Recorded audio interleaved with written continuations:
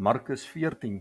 En die Pasga en die fees van die ongesuurde brode sou oor 2 dae wees, en die owerpriesters en die skrifgeleerders het gesoek hoe hulle hom met lus gevange kon neem en doodmaak. Maar hulle het gesê, nie op die fees nie, sodat daar nie miskien 'n oproer onder die volk kom nie. En toe hy in Betanië was, in die huis van Simon die Melaatse, terwyl hy aan tafel was, kom daar 'n vrou met 'n albaste fles met egte baie kosbare nardesalf, en sy breek die albaste fles en gooi dit op sy hoof uit. En daar was sommige wat by hulle self verontwaardig was en gesê het, waarvoor het hierdie verkwisting van die salf plaasgevind? Maar dit kon nie vir meer as 300 pennings verkoop en die geld aan die armes gegee word. En hulle het teen haar uitgevaar. Maar Jesus sê, laat haar staan, waarom val julle haar lastig? Sy het 'n goeie werk aan my gedoen. Want die armes het julle altyd by julle, en wanneer julle wil, kan julle aan hulle goed doen, maar my het julle nie altyd nie. Wat sy kon, het sy gedoen. Sy het vooruit al my liggaam vir die begrafnis gesalf. Voorwaar ek sê vir julle, oral waar hierdie evangelie oor die wêreld verkondig word, daar sal ook gespreek word van wat sy gedoen het, tot in gedagtenis aan haar. En Judas Iskariot, een van die 12, het na die oorpriesters gegaan en om hom aan hulle oor te lewer. En toe hulle dit hoor, was hulle bly en het beloof om hom geld te gee. En hy het na 'n goeie geleentheid gesoek om hom oor te lewer. En op die eerste dag van die ongesuurde brode, wanneer hulle gewoonlik die Pasga geslag het, sê sy disippels vir hom, waar wil u hê moet ons gaan klaarmaak, dat u die Pasga kan eet? En hy stuur 2 van sy disippels en sê vir hulle, gaan na die stad toe, en 'n man wat 'n kruik water dra, sal julle tegemoet kom, volg hom, en waar hy ook mag ingaan, moet julle vir die eienaar van die huis sê, die meester laat weet, waar is die kamer waar ek met my disippels die Pasga kan eet?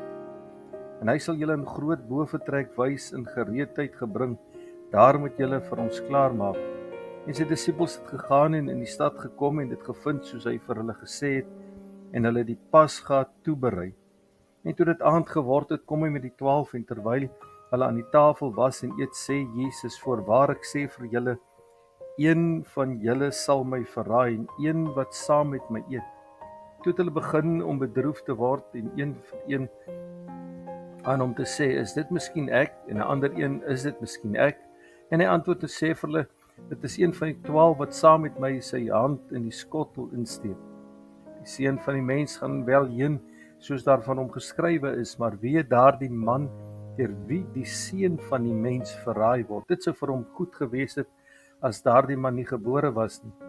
En terwyl hulle eet, neem Jesus brood, en nadat hy gedank het, breek hy dit en gee dit aan hulle en sê, neem eet, dit is my liggaam. Toe neem hy die beker, en nadat hy gedank het, gee dit aan hulle, en hulle het almal daaruit gedrink. En hy sê vir hulle, dit is my bloed, die bloed van die Nuwe Testament, wat vir baie uitgestort word. Voorwaar ek sê vir julle, ek sal nooit meer van die vrug van die wynstok drink nie, tot op daardie dag wanneer ek dit nuut sal drink in die koninkryk van God. En toe hulle die lofsang gesing het, het hulle uitgegaan na die Olyfberg. Toe sê Jesus vir hulle, julle sal almal in hierdie nag aanstoot neem aan my, want daar is geskrywe, ek sal die herders slaan en die skape sal verstrooi word, maar nadat ek opgestaan het, sal ek vir julle uit na Galilea gaan.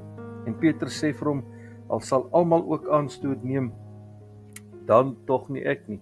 Daarop sê Jesus vir hom, voorwaar ek sê vir jou, vandag in hierdie nag, voordat die haan 2 maal gekraai het, sal jy my 3 maal verloon. Maar hy het nog baie meer aangehou en gesê, al moes ek saam met u sterwe, ek sal u nooit verloon nie. En net so het almal ook gesê. Toe kom hulle in 'n plek waarvan die naam Getsemane was, en hy sê vir sy disippels, sit hier onderwyl ek gaan bid. En hy neem Petrus en Jakobus en Johannes saam met hom en begin ontsteld en benoud te word. En hy sê vir hulle, my siel is diep bedroef tot die dood toe, bly hier en waak. En toe hy 'n bietjie verder gegaan het, val hy op die grond en bid dat, as dit moontlik was, die uur by hom sou verbygaan. En hy sê, Abba Vader, alle dinge is vir u moontlik, neem hierdie beker van my weg. Nogtans nie wat ek wil nie, maar wat u wil. En hy kom en vind hulle aan die slaap en sê vir Petrus, Simon, slaap jy? Was jy nie in staat om 1 uur te waak nie. Waak en bid dat julle nie in versoeking kom nie. Die gees is wel gewillig, maar die vlees is swak. Hy gaan toe weer weg en bid dieselfde woorde. En toe hy terugkom, vind hy hulle weer in die slaap, want hulle oë was swaar en hulle het nie geweet wat om te antwoord nie. En hy kom vir die derde keer en sê vir hulle: slaap maar voort en rus. Dit is genoeg, die uur het gekom. Kyk, die seun van die mens word oorgelewer in die hande van die sondaars. Staan op, laat ons gaan. Kyk, hy is naby wat my verraai. En dadelik, terwyl hy nog spreek, verskyn Judas, wat een van die 12 was, en saam met hom 'n groot menigte met swaarde en stokke, gestuur deur die owerpriesters en die skrifgeleerdes en die ouderlinge.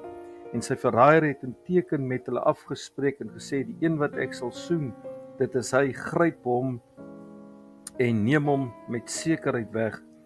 En toe hy kom, gaan hy dadelik na hom en sê: Rabbi, Rabbi, en soen hom. Daarop slaan hulle hande aan hom en gryp hom, en een van die wat daar gestaan het, sy swaard uitgetrek en die diensknegt van die hoofpriester geslaan en sy oor afgekap. En Jesus antwoord te sê vir hulle: het julle soos teen 'n rower uitgetrek met swaarde en stokke om my gevange te neem? Dag vir dag was ek by julle in die tempel besig om te leer, en julle het my nie gegryp nie, maar die skrifte moes vervul word. Toe het almal hom verlaat en gevlug. 'n sekere jong man met 'n linne doek om sy naakte lyf het hom gevolg, en die jong manne het hom gegryp, maar hy het die linne doek laat staan en naak van hulle weggevlug. En hulle het Jesus weggelei na die hoofpriester, en al die owerpriesters en die ouderlinge en die skrifgeleerdes het by hom vergader, en Petrus het hom van ver af gevolg tot binne in die paleis van die hoofpriester, en het saam met die dienaars gesit en hom by die vuur warm gemaak. En die owerpriesters en die hele raad het getuienis teen Jesus gesoek om hom dood te maak, en hulle het niks gevind nie. Want baie het vals teen hom getuig, en die getuienisse was nie eenders nie. En sommige het opgestaan en vals teen hom getuig en gesê: ons het hom hoor sê, ek sal hierdie tempel wat my hande gemaak is afbreek in 3 dae, en ander een opbou wat nie met hande gemaak is nie. En selfs so was hulle getuienis nie eenders nie. Toe staan die hoofpriester in hulle midde op en vra Jesus en sê: antwoord u niks nie? Wat getuig die manne teen u? Maar hy stil gebly en geen antwoord gegee nie. Weer stel die hoofpriester hom die vraag en sê vir hom: is u die Christus, die seun van die geseënde God? En Jesus sê: ek is, en jy almal sal die seun van die mens aan die regterhand van die krag van God sien sit en kom met die wolke van die hemel. Toe skeur die hoofpriester sy klere en sê: wat het ons nog getuies nodig? Julle het die godslasterling gehoor, wat dink julle? En het almal hom veroordeel dat hy die dood skuldig was. En sommige het begin om hom te spieg en sy aangesig toe te maak en hom met die vuis te slaan en vir hom te sê: profeteer. En die dienaars het hom met stokke geslaan.